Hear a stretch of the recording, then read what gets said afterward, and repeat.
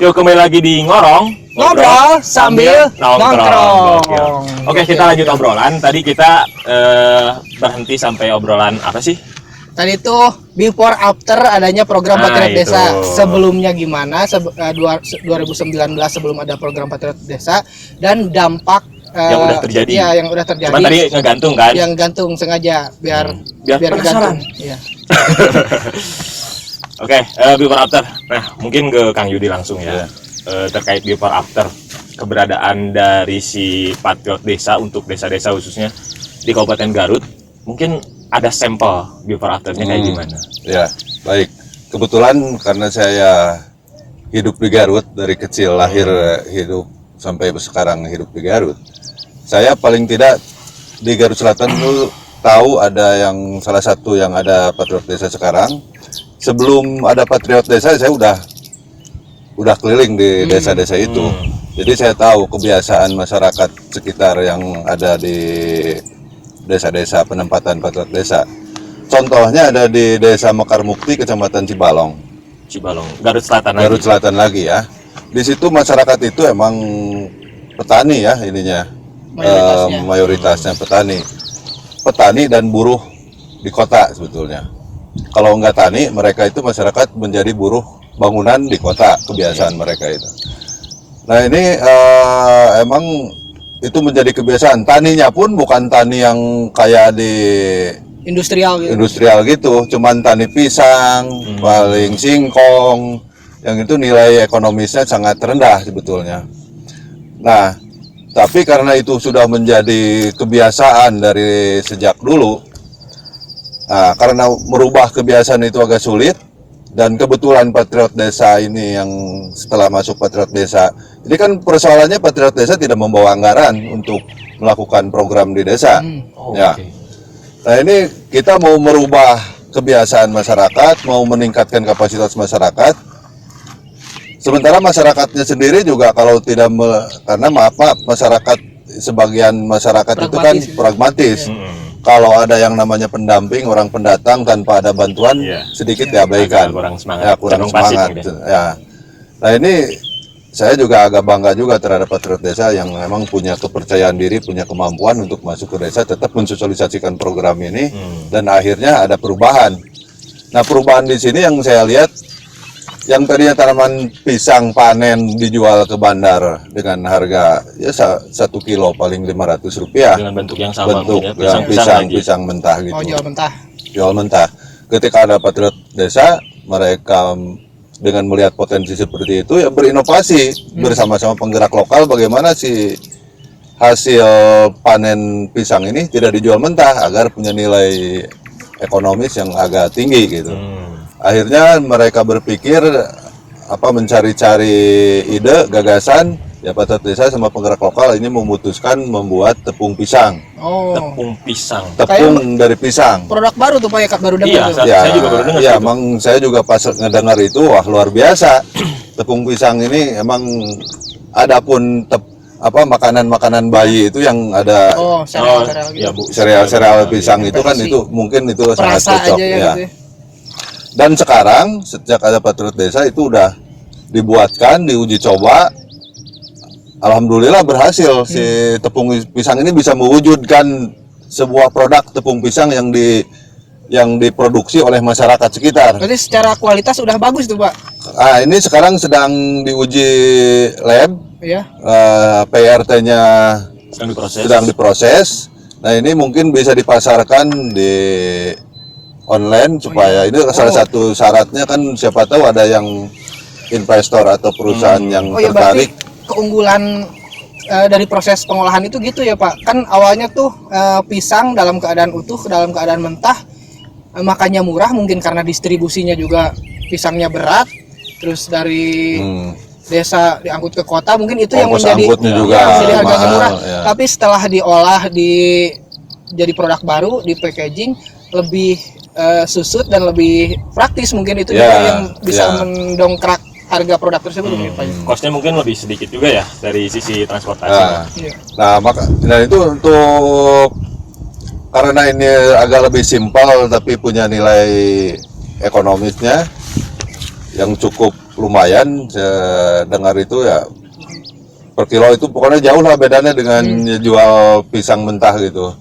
Dan ini selain pasarnya sudah mulai berjalan, Oh, offline-nya sudah ada banyak kayak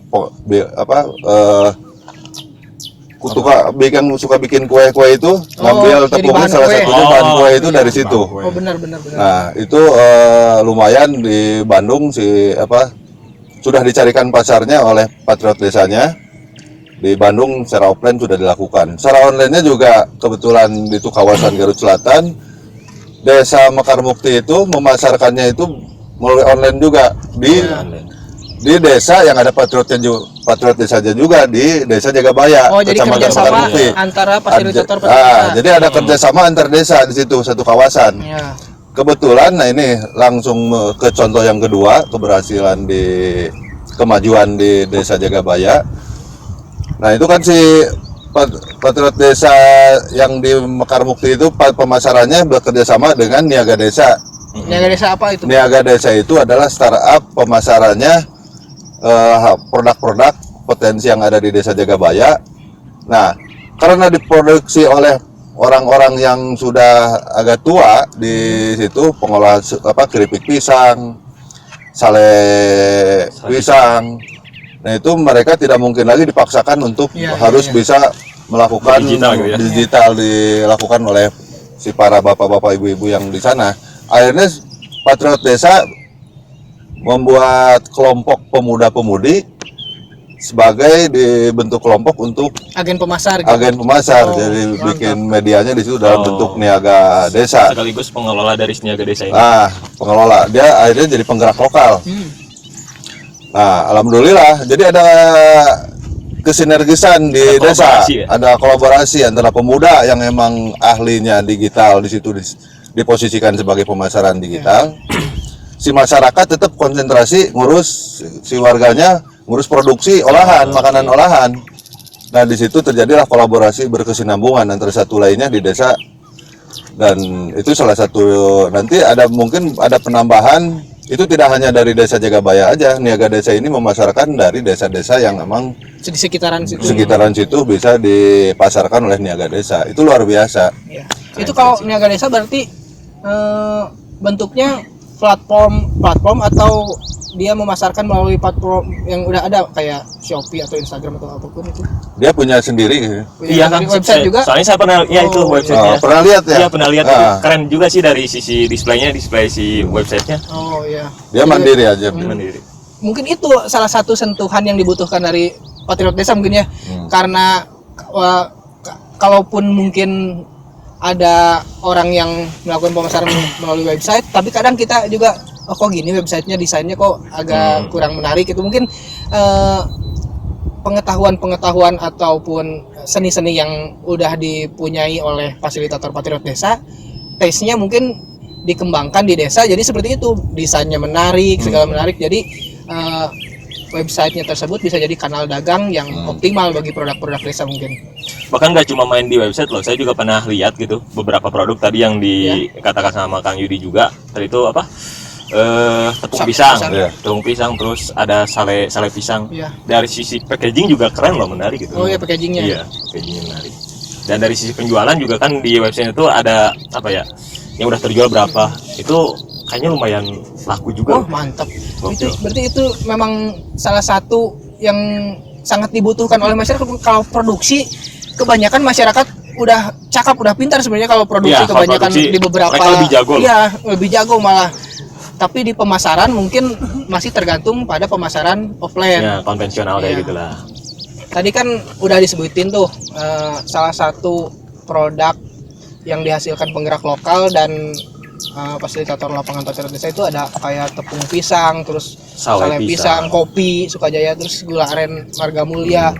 Nah selain produk olahan makanan, ada lagi nggak produk-produk yang dihasilkan dari kolaborasi antara Patriot Desa dan penggerak lokal, Bang?